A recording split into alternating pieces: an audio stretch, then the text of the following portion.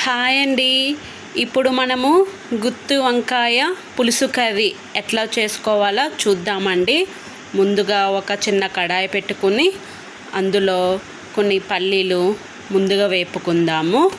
ఇది పల్లీలు కొంచెం వేగిన తర్వాత మనం ఇంట్లో వాడే మసాలా సరుకులు లవంగము, ఇలాచి, దాల్చిన చెక్క, ధనియాలు, సాజీరా అవన్నీ వేసి కొంచెంసేపు ఫ్రై చేసుకుందామండి.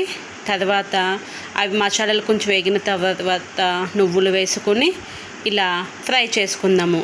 ఇలా కలర్ చేంజ్ అయిన తర్వాత ఈ మిశ్రమాన్ని ఒక జార్లోకి తీసుకుని అందులో మనము ఉప్పు, కారం, పసుపు యాడ్ చేసుకోవాలి.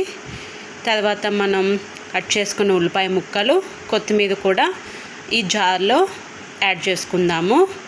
ఇలా యాడ్ చేసుకున్న తర్వాత అల్లం వెల్లుల్లి పేస్ట్ కూడా వేసుకుందాము. తర్వాత వీటిని గ్రైండ్ చేద్దామండి. గ్రైండ్ చేసిన తర్వాత మనం వంకాయల్ని కట్ చేసుకున్నాం కదండి.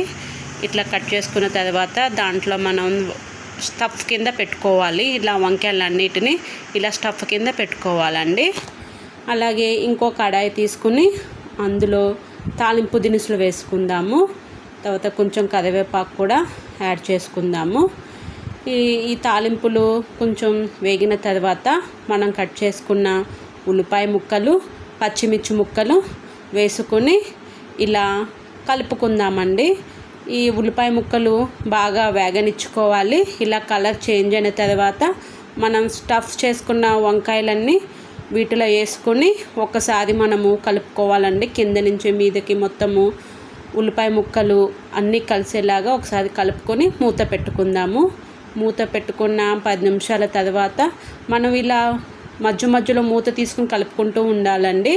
ఇలా వంకాయలు మగ్గిన తర్వాత ఇట్లా కలుపుకుంటూ ఉండాలి. ఇలా మెత్తగా వంకాయలు మగ్గనిచ్చుకోవాలి. ఇలా మగ్గనిచ్చుకున్న తర్వాత మూత పెట్టుకుందాము. తర్వాత మనం చింతపండు పులుసు తీసుకున్నాం కదండి. అందులో ఉప్పు, కారము, నేను మెంతి, ధనియాలు, జీలకర్ర వేపుకొని పొడి చేసుకున్న ఆ పొడి కలుపుకోవాలి. ఒకసారి పొడి చింతపండు పులుసులో వేసుకొని ఒకసారి కలుపుకున్న తర్వాత మనం మళ్ళీ కర్రీని ఒకసారి కలుపుకుందామండి. వంకాయ ముక్కలు మెత్తగా మగ్గిన తర్వాత ఈ చింతపండు పులుసుని దీంట్లో యాడ్ చేసుకోవాలి. యాడ్ చేసుకొని ఒక్కసారి మనము వీడియోలో చూపించిన విధంగా మొత్తము కలుపుకోవాలండి. ఇలా కలుపుకున్న తర్వాత ఒకసారి మనము మూత పెట్టుకుందాము. మూత పెట్టుకొని 10 నిమిషాలు దీన్ని చిన్న ఫ్లేమ్ మీద మనము ఉడకనిచ్చుకోవాలి. ఇలా ఒకసారి 10 నిమిషాల తర్వాత మూత తీసుకొని ఒకసారి చూడాలండి. ఒకసారి కలుపుకుందాము. ఇలా కింద నుంచి మేము ఒకసారి కలుపుకుందాం. అంతేనండి, వంకాయ పులుసు రెడీ అండి. గుత్తి వంకాయ పులుసు రెడీ అండి. ఇది వేడి వేడి అన్నంలోకి చాలా బాగుంటుందండి.